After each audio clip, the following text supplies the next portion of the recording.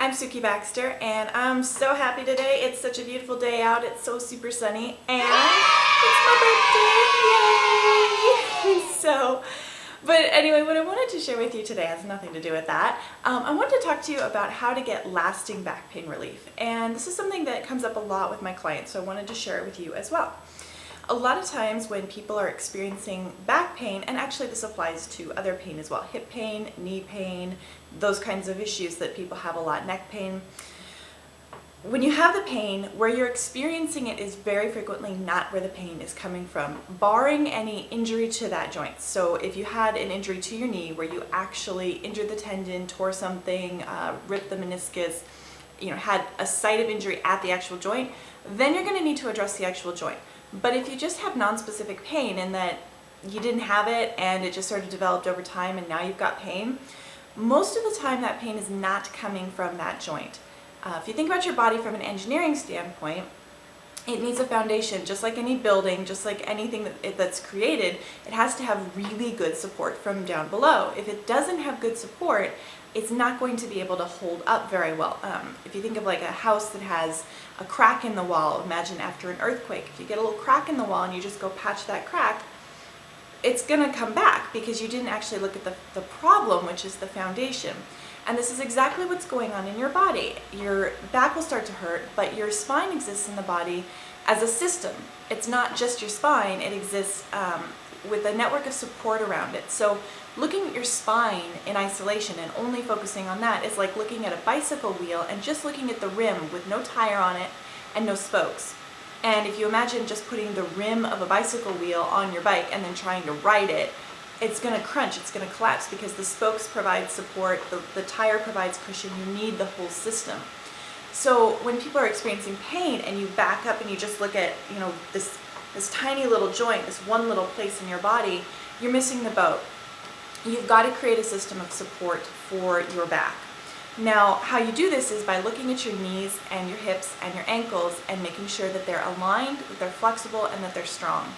So if you're experiencing pain in any of those joints, you'll want to be doing ankle strengthening exercises, knee strengthening exercises, and hip strengthening exercises.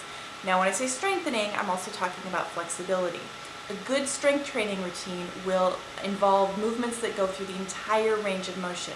So you want to make sure that you're doing things that really involve the full range of motion. This means getting off of machines. Gym machines support you passively and they are in a limited range of motion and it's in one track. So they're not actually developing full spectrum strength and flexibility. Good examples of exercises for your ankle would be to try just standing on one foot.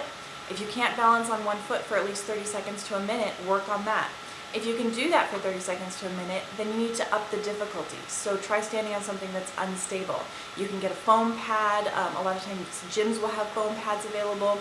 You can stand on a pile of towels or dirty laundry, or if you live near a beach, you can go stand on the sand on one foot.